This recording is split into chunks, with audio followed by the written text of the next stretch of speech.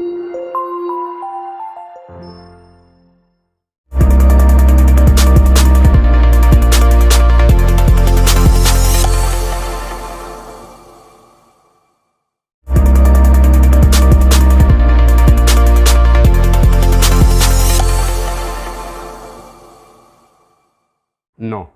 aucun regret. Aucun regret pour deux raisons. D'abord, parce que le mandat était déjà à son terme. Nous avons été élus en octobre 2018. Octobre 2018, 26 août 2023. Si nous allons par année, nous sommes en 5 ans déjà. Donc, au terme d'un mandat accompli avec beaucoup de satisfaction pour ce qui me concerne, je n'ai aucun regret.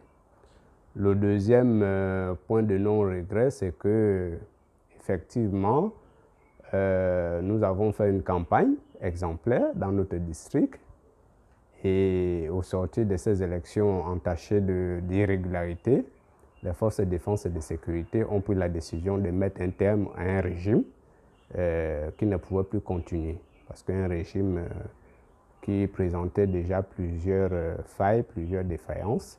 Et donc, je n'ai aucun regret en tant qu'individu, en tant que citoyen et en tant qu'élu de la nation gabonaise, du moins ancien élu de la nation gabonaise.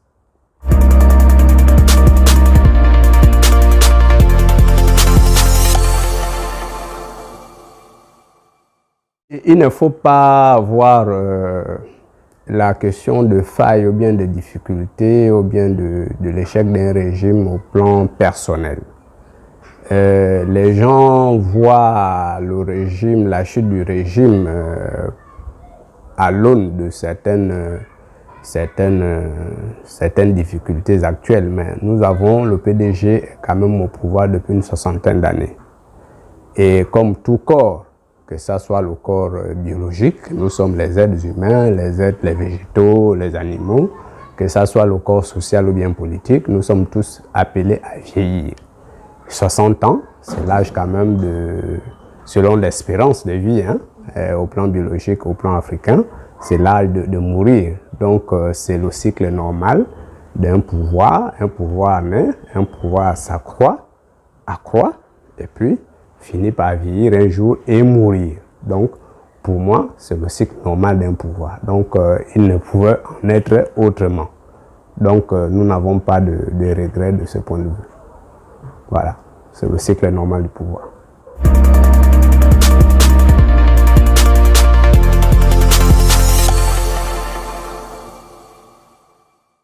Le pouvoir de transition qui a été décrété le mercredi 30 août ne cesse de nous épater, de nous intéresser positivement. Déjà de par les décisions prises, et l'une des décisions prises, c'est d'abord la décision politique au plan politique, la mise en place des organes de la transition, le comité pour la transition et la restauration des institutions est pratiquement mise en place, gérée par le général Brice Clotaire Oligui Nguema. Et aujourd'hui, nous avons cet organe déjà pratiquement constitué avec un vice-président de la transition. Au plan gouvernemental, nous avons un gouvernement constitué, à sa tête le Premier ministre Raymond Domtima a été nommé, un homme de qualité que vous connaissez tous, de par sa formation, de par son expérience professionnelle, économiste de renom, reconnu au plan international, et ancien Premier ministre qui a marqué la mémoire des Gabonais de par son courage et les prises de décision. Nous nous rappelons que sous le magistrat du Premier ministre d'Occident, les Gabonais ont eu droit à plusieurs régularisations de leur situation administrative et beaucoup de rappels ont été payés. Donc c'est des choses qui ont marqué les Gabonais et donc ce n'est pas un inconnu. Et l'équipe gouvernementale qu'il a constituée, présentée au président de la transition, c'est une équipe composée de femmes et des hommes de grande expérience, de grande expertise. Nous avons des ministres de qualité tels que l'ancien ministre de retour, au TP, le général Zenguin Zondo par exemple. Nous avons des ministres qui font leur entrée, mais qui sont reconnus sur le plan international par leur expertise. Le ministre de l'économie, qui nous a toujours attiré l'attention des politiques sur les analyses macroéconomiques au plan international. Nous avons le ministre de la Justice, Paul Marengondio, qui est quelqu'un de connu sur la scène politique. Nous avons le ministre du budget, qui n'est pas inconnu. Nous avons le ministre Marcel Abégué, parlons-en. Nous avons le ministre Opianga, que moi je connais personnellement, au-delà de ce que les Gabonais racontent, parce que bon, il y a d'autres difficultés, des difficultés personnelles, des critiques qui ne sont pas fondées à raison sur le plan politique, mais pour nous qui l'avons abordé par exemple à l'Assemblée nationale, nous le connaissons autrement. C'est quelqu'un d'engagé et aujourd'hui, les premières mesures qui sont prises sur le plan minier nous donnent à croire que c'est quelqu'un qui va faire ses pas. Donc, les premiers organes de la transition commencent à donner satisfaction aux Gabonais. Et nous avons suivi, comme tous les Gabonais, la nomination des premiers membres des bureaux des institutions telles que l'Assemblée nationale et le Sénat. Pour ce qui est du Sénat, nous avons aujourd'hui la vénérable Paulette Missambo, qui est une personnalité féminine assez marquante qui a marqué l'histoire du Gabon. Pour ceux qui connaissent la lutte féministe au Gabon, elle fait partie des pionnières. Et c'est une personne qui n'a pas tari, qui a toujours lutté pour que le Gabon soit toujours géré comme un état de droit, où les femmes, les jeunes, les personnes âgées, du moins les personnes vulnérables soient prises en compte. Et à l'Assemblée nationale, nous avons la nomination de l'honorable Jean-François Ndongo. Moi, je le connais personnellement, de par ma qualité d'ancien député. Nous avons mené des travaux ensemble. C'est une personnalité de très haute facture, un financier reconnu. Je me souviens des débats techniques qu'il animait au sein de la commission des finances avec son alter ego lorsqu'il était vice-président de cette commission. Les débats fortement techniques sur la question des finances, la comptabilité, avec son alter ego Rifin Pacom Mundunga, qui était le président des finances. Donc c'est une personnalité assez forte.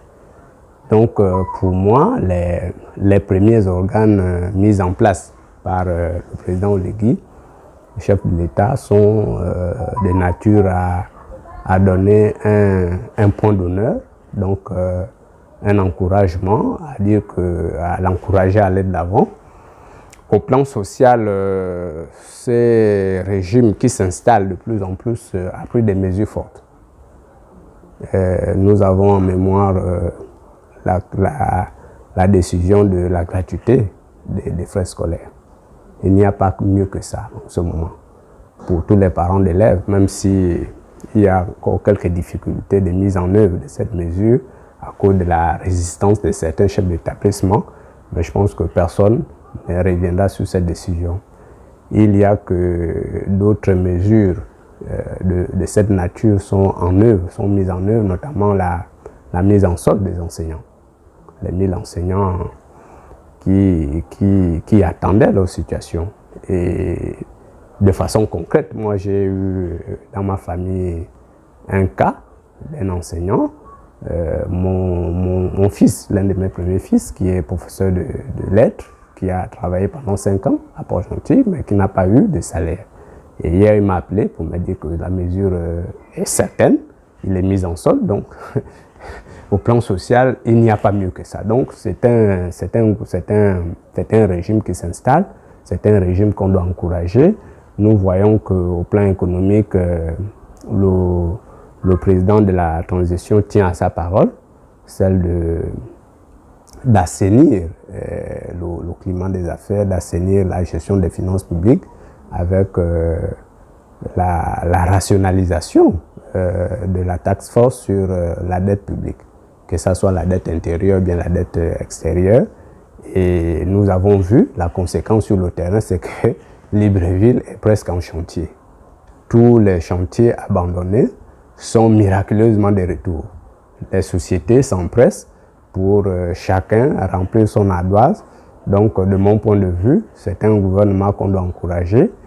Et ce qui retient mon attention, d'homme public, d'homme politique, c'est des sorties officielles des deux fortes personnalités de ces régimes. Le président lui-même, le président Logui, qui a fait un séjour bilatéral en Guinée équatoriale. Et c'est depuis 2009, aucun président, le président qui vient de sortir de la magistrature suprême n'a pas fait un séjour bilatéral de longue durée dans un pays de la sous-région. Donc c'est pour nous une méthode qui est vraiment efficace parce qu'avant de revenir sur le plan international, porter les grands dossiers du monde, il faut d'abord se rassurer, s'accorder avec le voisin. Et l'un des voisins les plus proches, c'est quand même la Guinée équatoriale, c'est le Congo-Brazzaville, c'est le Congo-Kinshasa et c'est les autres pays de la CEMAC et plus tard avec les pays de la CEAC. Donc, au plan diplomatique, c'est le retour du Gabon sur la scène diplomatique régionale. Et nous avons vu le Premier ministre briller des mille feux à la réunion du groupe des 77 plus la Chine, qui est un groupe assez important dans des questions multilatérales aux Nations Unies. Et moi-même, j'y ai séjourné lorsque j'étais diplomate aux Nations Unies à l'Assemblée générale de l'ONU. C'était un groupe important et la voix du Gabon lors de ces assises a été très portée et brillamment portée par le Premier ministre Ndong Sima, également aux Nations Unies, où le plaidoyer du Gabon pour l'accompagnement du système des Nations Unies, de la communauté internationale, à cette période de la transition s'est fait entendre pour dire que c'est le droit de la communauté internationale de condamner toute prise de pouvoir par la force, mais il y a des cas d'exception et le Gabon en est un cas d'exception parce que c'est une transition sans effusion de sang, saluée par les populations parce que nous ne pouvons pas avoir une autre porte de sortie que celle-là. Je pense que la communauté internationale, l'ONU en particulier, ne fera pas autrement. Donc, nous encourageons ces régimes qui s'installent et au moment venu, nous allons réellement l'évaluer.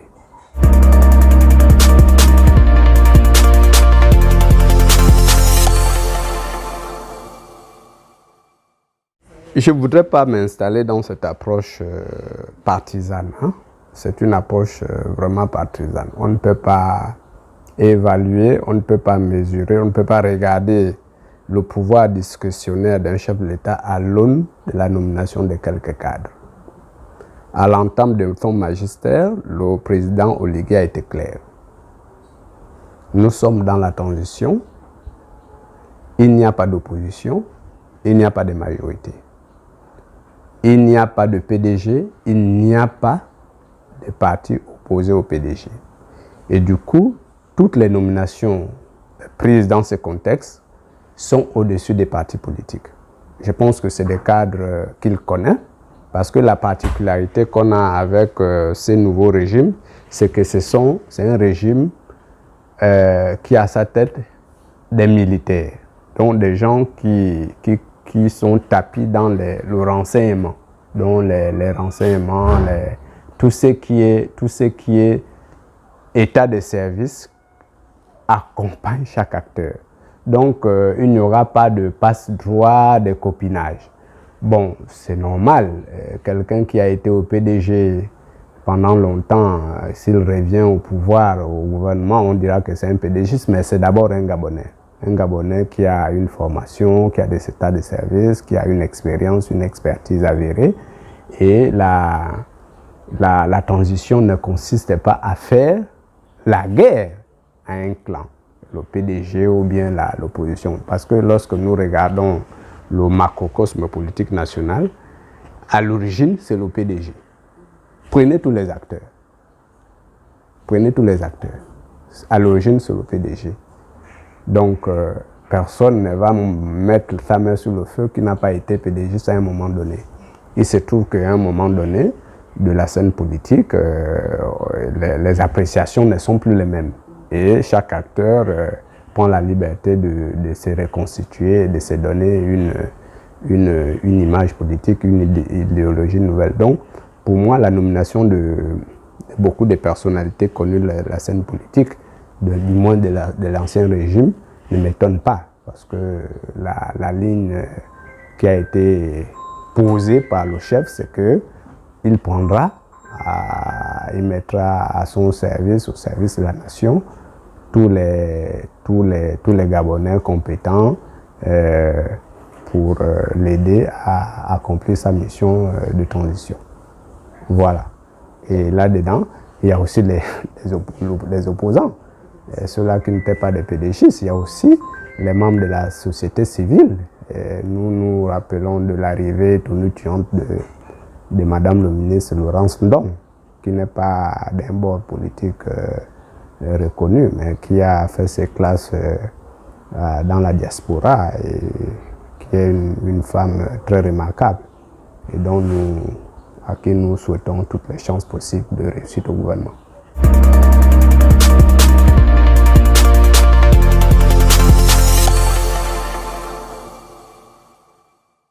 C'est une question qui m'intéresse à plus d'un titre. Le lien que j'ai avec mes populations, c'est d'abord un lien naturel. D'abord un lien naturel.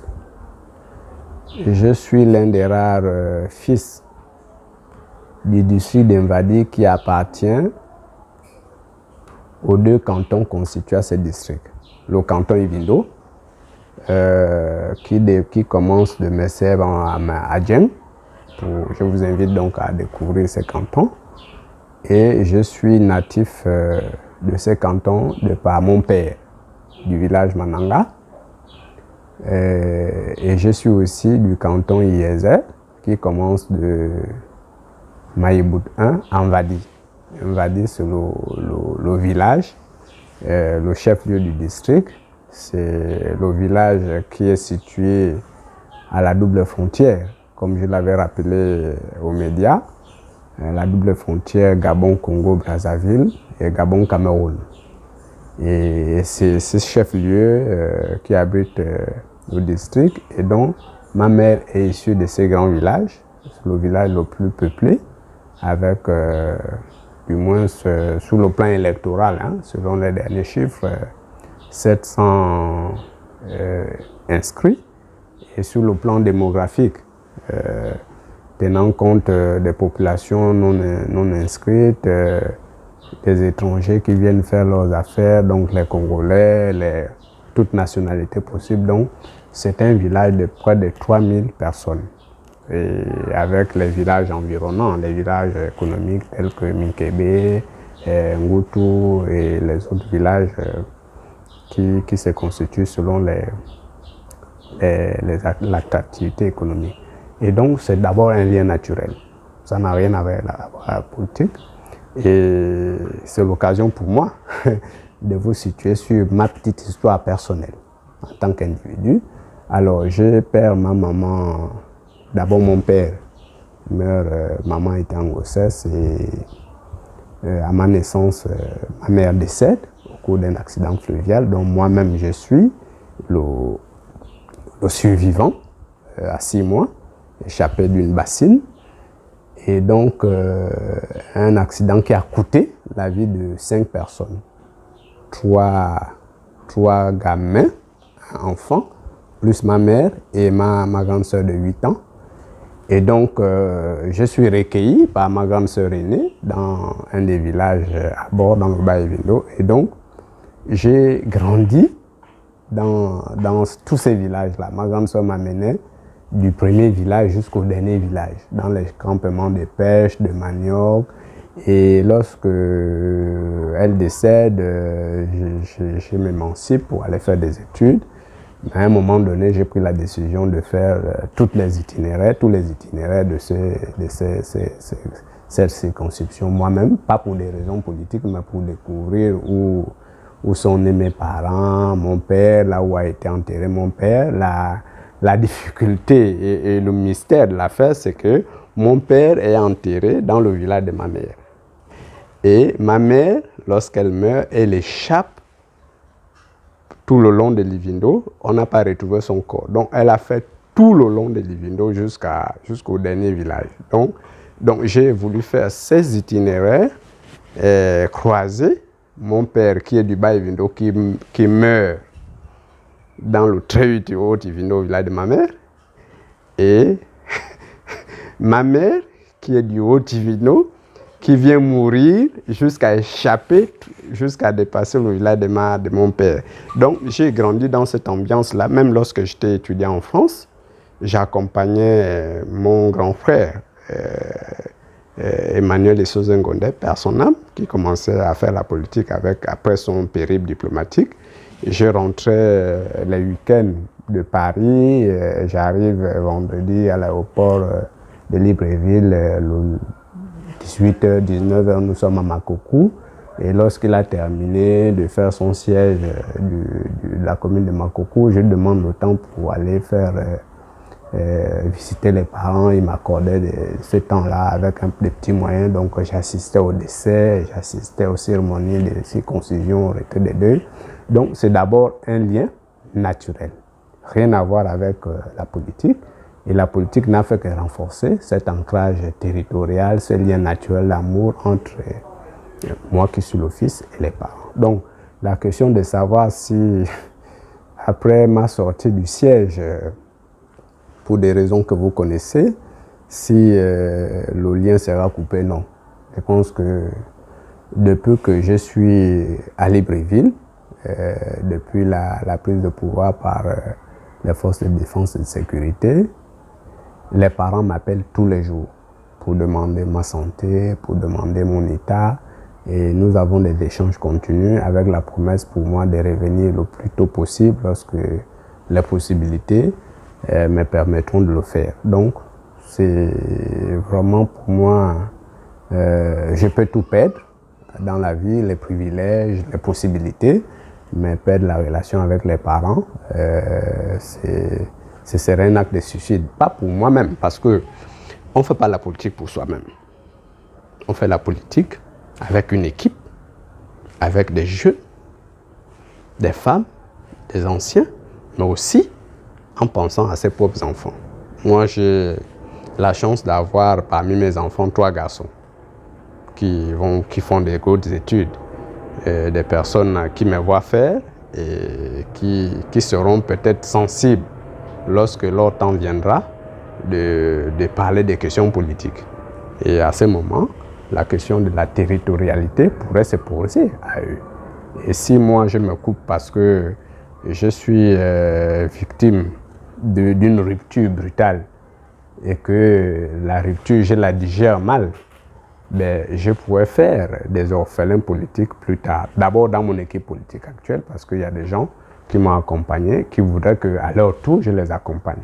Donc, il faut maintenir ces liens avec les populations, avec les parents, leur dire que la transition ne vient pas mettre un terme à la vie, que ce soit la vie familiale, la vie politique, la vie sociale. Au contraire, la transition vient nous sauver d'une situation d'injustice que nous avons gérée, accompagnée, nous en tant que membres du régime. Mais aujourd'hui, l'espoir est né lorsqu'on voit les premières mesures et l'engouement suscité dans la cité de façon générale. Il n'y a pas de raison de couper ces liens avec les parents. Au contraire, c'est le moment de les renforcer parce que c'est dans la difficulté qu'on voit les vrais hommes.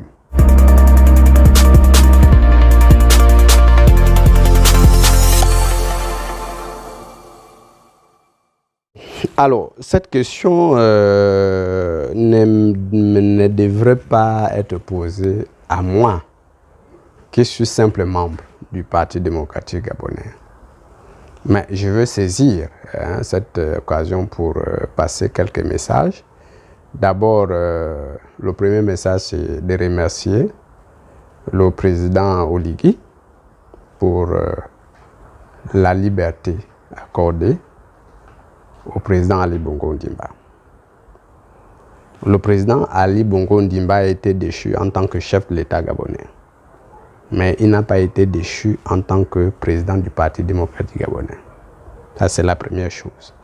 Et cette liberté accordée à notre chef suprême du parti ne peut que nous donner satisfaction. Le deuxième point de remerciement au président Oligui et à tous ceux qui participent pour le moment dans son entourage à la prise de décision, c'est envers la mesure qu'il a prise d'acquitter le secrétaire général du parti, qui est exempté de toute charge soupçonnée.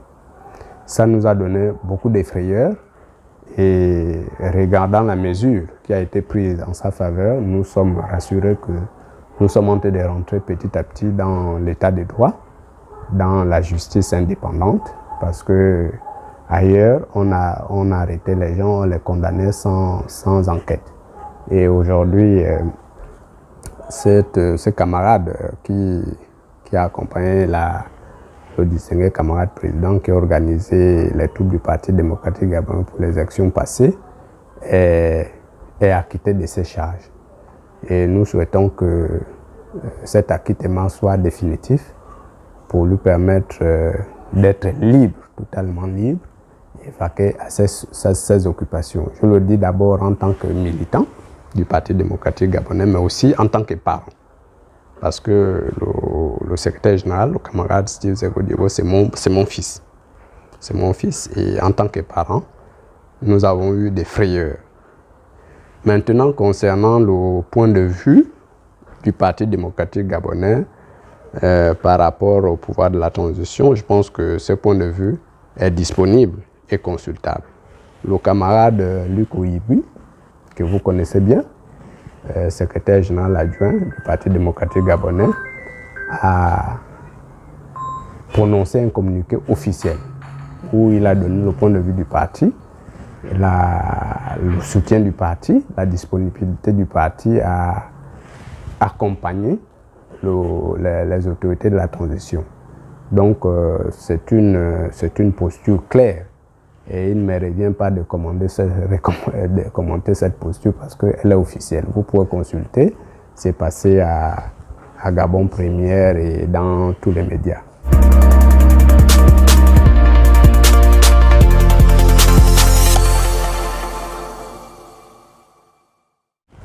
Je ne suis pas d'accord avec cette approche de la vie politique. Le PDG a assumé le pouvoir. Et dès l'entame de mon propos, je vous ai parlé du cycle du pouvoir. Du cycle du pouvoir. Moi, je suis un lecteur de Montesquieu. Lorsque vous regardez, vous découvrez Montesquieu dans son œuvre classique qu'on appelle L'Esprit des lois. Tout homme qui a du pouvoir finit par en abuser. Je dis tout homme. Que tu sois de l'opposition ou bien de la majorité. Que tu sois PDGiste ou bien des RNB, de l'Union nationale ou bien de tout autre parti. Lorsque vous avez du pouvoir, s'il n'y a pas de contre-pouvoir, vous êtes tenté d'en abuser. Et le PDG est resté longtemps au pouvoir. Et le PDG, dans son règne, a assurément noyauté les autres poches de pouvoir qui constituaient des contre-pouvoirs. Donc, c'est normal que ces errements arrivent. Donc, ce n'est pas une malédiction. Parce que dans le PDG, vous n'avez pas que des gens qui ont des comportements déviants. Vous avez des gens qui sont formés, des gens qui sont d'une moralité assez saine, qui sont capables, qui portent le sacerdoce national. Donc, pour moi, il n'y aura pas transfert des habitudes négatives. Parce que la transition vient avec un programme, avec un cadre. Et vous avez vu, le président de la transition, lorsqu'il a reçu pour la première fois le Premier ministre à peine nommé, il lui a donné un certain nombre de documents de cadre pour que quiconque participe à la transition se range conformément à ces documents. D'abord, l'achat de la transition, le code de bonne conduite et d'autres documents de cadrage. Donc, la transition a un programme. Donc, l'histoire de faire un procès acerbe et un rejet total du PDG n'est pas juste. Parce que dans le PDG, effectivement, vous avez le président de l'Assemblée nationale actuelle, qui est un PDGiste bon teint, mais qui est droit. Si vous dites que Jean-François Ndongo, qui est nommé heureusement président de l'Assemblée nationale de la transition, a géré les élections de 2005, je ne sais pas si c'est 2005, est-ce que les élections de 2005 ont été très contestées? Non. Si ce sont les élections de 2009, est-ce que ces élections ont créé des problèmes aussi graves dans la nation qui ont fait que les positions des grands acteurs ne soient pas conciliables? Ce sont ces choses-là qu'on regarde lorsqu'on analyse le phénomène politique. Quelle était la position de la nation en ce moment de 2009, lorsque le président meurt, pour gérer la transition? Parce que le Premier ministre, le ministre de l'époque, si c'est Jean-François Ndongo, n'était que ministre. Il y avait un gouvernement de la transition, une présidente de la transition dirigée par l'ancienne Rogombe à l'époque. Et quelle était la position de la communauté internationale? Donc il ne faut pas rentrer dans des débats de stigmatisation pour rien. Il se trouve que Jean-François Ndongo, c'est un PDGiste bon teint, il a fait ses classes, il a une expérience, il est connu, c'est un inspecteur important de nos finances publiques. Moi, je l'ai côtoyé au niveau de l'Assemblée nationale. À son âge, il mène des débats politiques, des débats techniques d'un très haut niveau.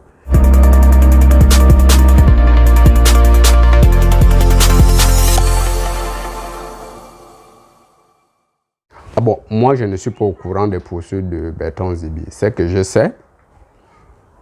sais de Zibi, c'est qu'il était très grand collaborateur du président Ali Bongo Ondimba. Ce que je sais. Il y a le travail. Lorsqu'on est collaborateur, on a astreint un certain nombre de principes. Lorsqu'on accompagne l'homme de pouvoir, c'est ça. Ben, il peut arriver qu'à un moment donné, nos chemins ne soient plus convergents. Chacun prend sa route. Mais ça ne voudrait pas dire que vous qui êtes parti, c'est vous le saint.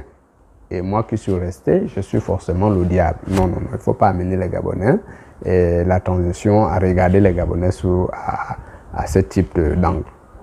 Ce que je sais, pour le moment, les autorités gabonaises ont donné la liberté au président Bongo de circuler, de prendre soin de sa santé, d'évacuer à ses occupations librement.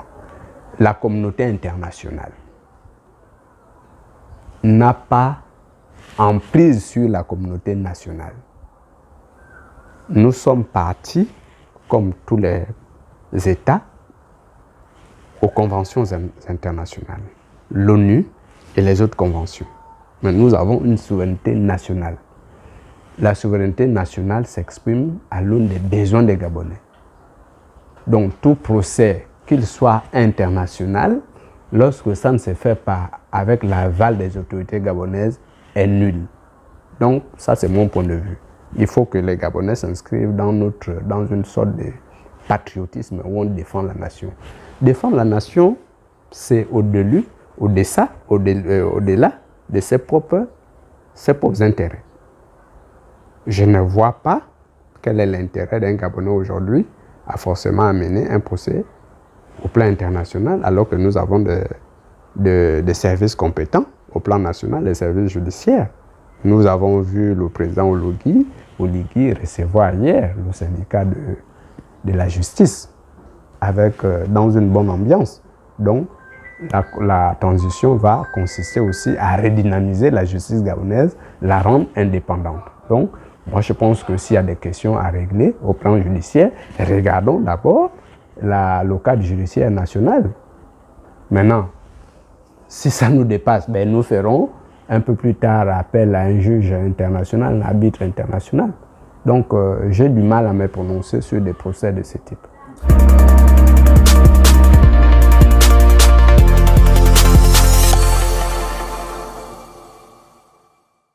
C'est une question fermée. C'est une question fermée. Si c'est ce type de question, ben je vous les renvoie. Je vous les renvoie. Moi, je suis politique. Moi, je suis politique. Je suis politique. Je suis politique et formé. Parce qu'il y a des politiques qui viennent parce qu'ils veulent gagner des postes, mais ils n'ont pas fait l'objet d'une formation politique. Un politique ne répond pas à ce type de questions, vous le savez très bien. Je suis diplomate de formation. Oui ou non, Ali Bongo a réussi, mais vous me poserez moi la question parce que moi je suis membre de son régime. Moi, en tant que membre du régime, nous assumons les errements du régime. Nous assumons. Mais pas parce que c'est Ali Bongo Ondimba. Le régime PDG n'a pas commencé avec Ali Bongo Ondimba. Attendez, madame, s'il vous plaît. Le régime PDG n'a pas commencé par Ali Bongo Ondimba. Ali Bongo Ondimba a pris le relais en 2009. Mais de 2009 de 1968 à 2009, ce n'était pas Ali Bongo Ondimba. C'est Omar Bongo avec sa classe, les gens de son âge, les caciques, et vous oubliez que Ali Bongo Ondimba fait partie des acteurs politiques de la nation qui ont travaillé, bataillé bec et ongle dans les années 90 pour le retour au multipartisme. Vous oubliez ça. Pour ceux-là qui connaissent l'histoire politique du Gabon, c'est lui qui a créé le groupe des rénovateurs, qui a introduit l'ouverture politique, le dialogue politique au sein du PDG. Donc, avant de faire ce procès, il faut s'armer de cette historicité pour mieux apprécier les acteurs. Il arrive qu'en 2009, Ali Bongo devient chef de l'État. Il hérite à la fois du régime passé et il doit inscrire sa touche personnelle pour montrer, pour faire la distinction entre le régime passé et le régime qu'il a construit avec ses contemporains. Donc, les gens qui doivent évaluer Ali Bongo Ondimba ne doivent pas l'évaluer forcément à partir de ces 14 ans de magistrat, les 2 mandats. Mais tout ce qu'il a pu faire bien avant, en tant que rénovateur, en tant que jeune, en tant que fils du chef de l'État, pour faire rentrer des personnalités assez fortes, telles que Mbaobam, Mbabe Solo, des gens qui ont participé à l'élan du multipartisme. Là, les Gabonais ne retiennent pas. Moi, je ne suis pas défenseur d'Ali Bongo Ondimba. Ce n'est pas ça. Moi, je ne m'inscris pas dans cette approche. Sinon, c'est vraiment défendre les individus.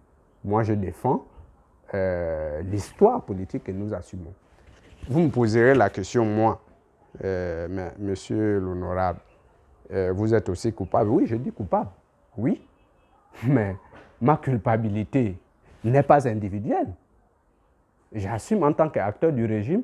Moi, j'ai commencé à être un homme politique officiel seulement en 2018. Mais ce n'est pas pour autant que je vais nier tout ce que nous avons à appliquer comme politique au plan national. Parce que, bon, le régime n'a plus de sens. Tous ceux qui vont faire ça, c'est des traites. Tous ceux qui vont faire ça, des traites. Et la transition n'a pas besoin de traites. Si vous commencez à nier Ali Bongo Ondimba dans une tribune officielle, ben, ils nieront demain le général Oligui.